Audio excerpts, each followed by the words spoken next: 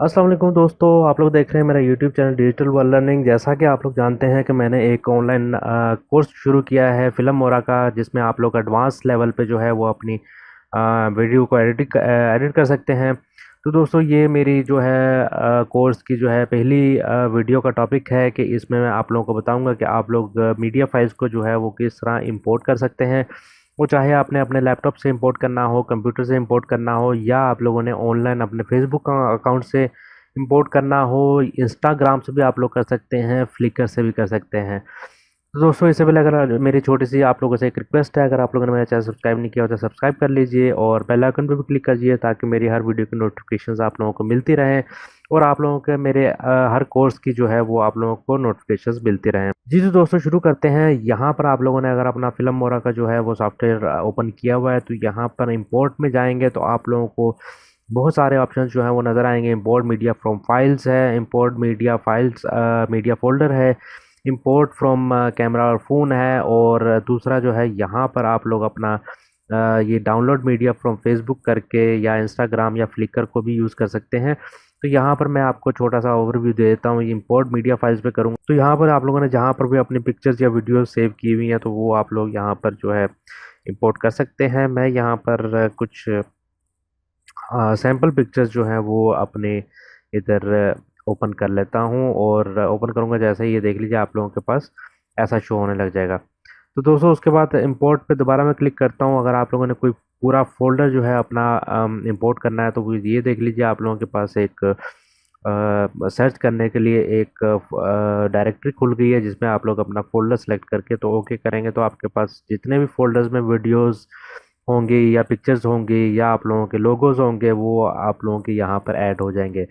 उसके बाद अगर आप लोगों ने इंपोर्ट फ्रॉम फ़ोन या कैमरा करना है, तो वो आप लोग यहाँ पर कर सकते हैं। क्योंकि मेरा मोबाइल अटैच नहीं है, तो इसलिए यहाँ पर मेरे पास कुछ ऑप्शन नहीं आ रहा। अगर आप लोगों के पास फ़ोन कनेक्टेड होगा, तो आप लोग यहाँ पर जो है अपना फ़ोन सेलेक्ट करके ओके करेंगे, तो आपके पास जो है वो इंपोर्ट करना जो है वो शुरू कर देगा। तो आप लोगों ने अपना फेसबुक से आप लोगों ने किस तरह इंपोर्ट करना है, तो डाउनलोड मीडिया करूँगा, यहाँ पर जो है साइन इन में क्लिक कर दूँगा। तो उसके बाद जो है आप लोगों के पास वो ऑथराइजेशन मांगेगा कि आप लोगों को फेसबुक को लॉगिन करना पड़ेगा इस पे, और उसके बाद जो है आप लोगों के पास जो है इंपोर्ट जितनी मीडिया फाइल्स होंगी वो इंपोर्ट हो जाएंगी।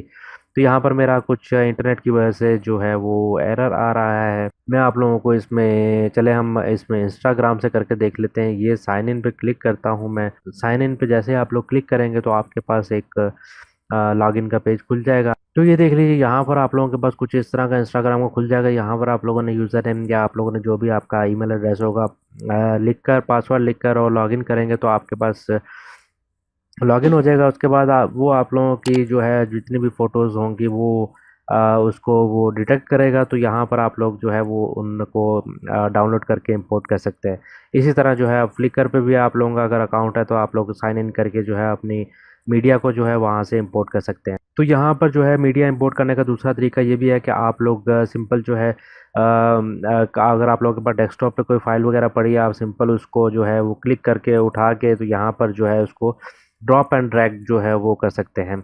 तो अगर आप लोगों ने के पास मैं आप लोगों को 1 मिनट में इसमें कुछ वीडियो जो है वो भी ऐड कर लेता हूँ। चले मैं इसी वीडियो को ऐड कर लेता हूँ।